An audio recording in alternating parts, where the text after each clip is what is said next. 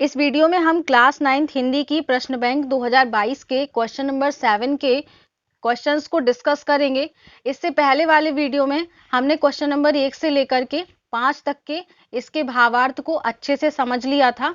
अगर आपने वो वीडियो नहीं देखा है तो आपको उस वीडियो की लिंक इस वीडियो के डिस्क्रिप्शन में मिल जाएगी, आप वहां से जाकर देख सकते हैं। इस वीडियो में हम इसके क्वेश्चन नंबर 6 से लेके क्वेश्चन नंबर 10 तक के भावार्थ को समझेंगे। तो देखते हैं यहाँ पर हमें पहला काव्यांश क्या दिया गया है। शुरू का शब्द लिख देते हैं और लास्ट का शब्द लिख देते हैं और बीच में पूरा लिखने की जरूरत नहीं होती, हम डैश डैश डैश लिख देते हैं तो ये संकेत हो जाएगा। अब यहाँ पर संदर्भ में क्या होता है, संदर्भ में हम अपनी पुस्तक का नाम, उस पुस्तक के किस पाठ से लिया गया है ये, और उसके जो कवि हैं या कवित्री हैं वो, तीन चीजें हम यहाँ पर लिखते हैं। तो संदर्भ यहाँ पर लिखा जाएगा, प्रस्तुत पंक्तियां हमारी पाठ्य पुस्तक क्षितिज के पाठ ग्राम श्री से ली गई हैं, जिनके कवि सुमित्रा नंदन पंत जी हैं। प्रसंग, तो प्रसंग में हम यहाँ पर लिखते हैं जो काव्यांश में हमें दिया गया है, काव्यांश में आखिर किस चीज का वर्णन है ये हम प्रसंग में लिखते हैं। तो यहाँ पर लिखेंगे, तो यहाँ पर कवि ने हरी भरी धरती के सौंदर्य का वर्णन किया है।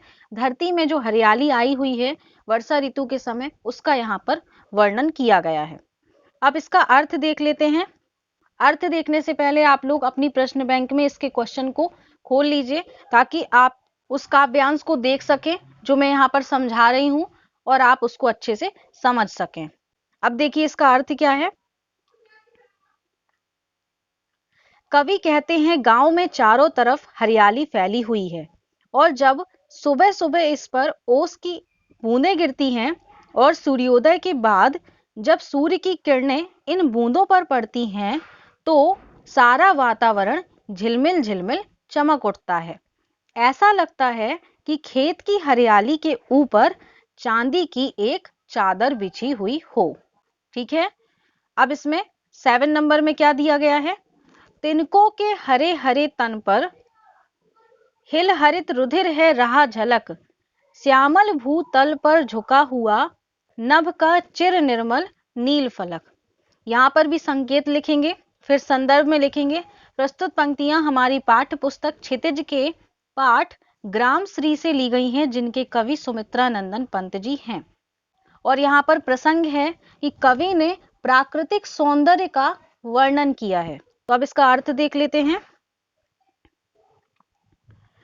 अर्थ है इसका, नए उगे हुए हरे पत्तों पर सूर्य की किरणें पड़ती हैं।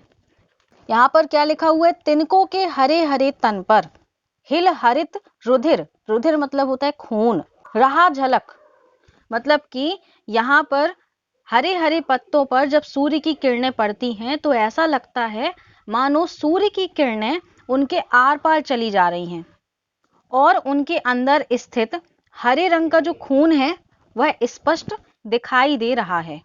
फिर आगे कहा गया है कि जब हम दूर से इस वातावरण को निहारने लगते हैं तो हमें ऐसा प्रतीत होता है कि नीले रंग का आसमान झुककर खेतों की हरियाली के ऊपर अपना आंचल बिछा रहा है। यहाँ पर कहा गया है श्यामल भूतल पर झुका हुआ नभ का चिर निर्मल नील फलक, मतलब कि यहाँ पर नीले रंग का आकाश झुक करके खेतों की हरियाली के ऊपर अपना आंचल बिछा रहा है।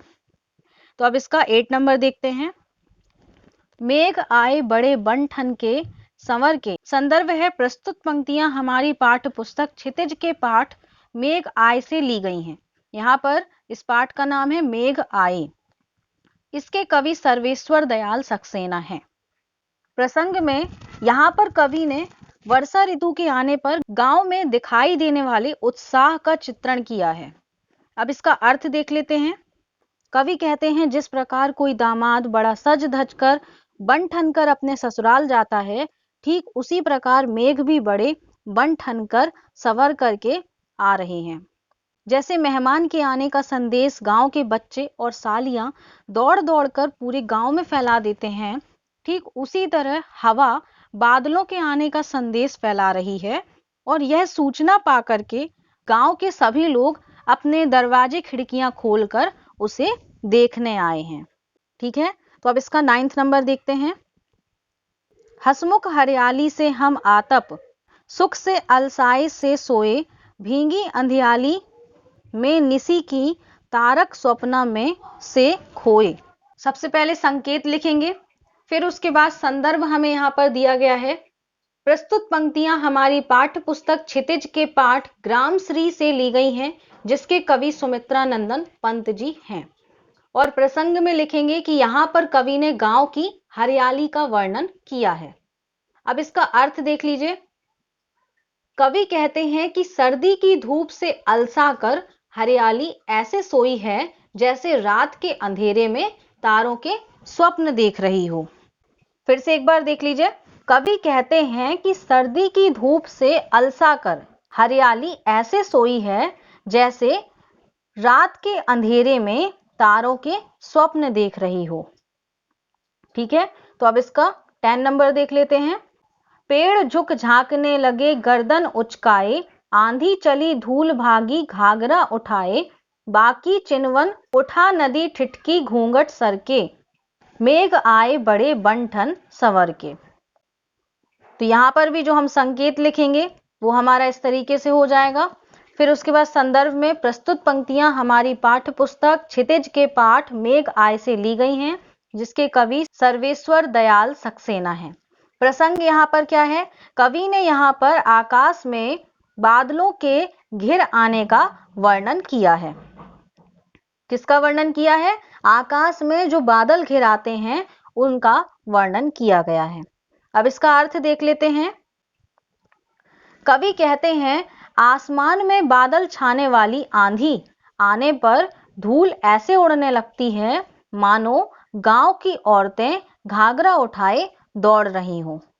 साथ ही हवा के चलने के कारण पेड़ ऐसे झुके हुए प्रतीत हो रहे हैं जैसे वे अपनी गर्दन उचकाकर मेहमान को देखने की कोशिश कर रहे हैं। वहीं दूसरी तरफ नदी रूपी औरतें ठिठक कर अपने घूंघट सरकाए तिरछी नजरों से मेहमान को देख रही हैं। एक बार फिर से देख लीजिए। कवि कहते हैं आसमान में बादल छाने के साथ आंधी आने पर धूल ऐसे उड़ने लगती है मानो गांव की औरतें घाघरा उठाए दौड़ रही हैं।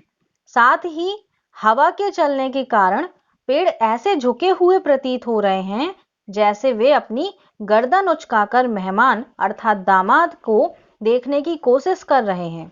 वहीं दूसरी तरफ नदी रूपी औरतें ठिठक कर अपने घूंघट सरकाए तिरछी नजरों से मेहमान को देख रही हैं। तो मुझे उम्मीद है कि आपको ये सारे ही भावार्थ अच्छे से समझ में आ गए होंगे। अगर समझ में आ गए हैं तो प्लीज वीडियो को लाइक कर दीजिए और अपने फ्रेंड्स को भी ज्यादा से ज्यादा शेयर करिए। नेक्स्ट वीडियो में हम इकाई 2 के क्वेश्चंस को डिस्कस करेंगे।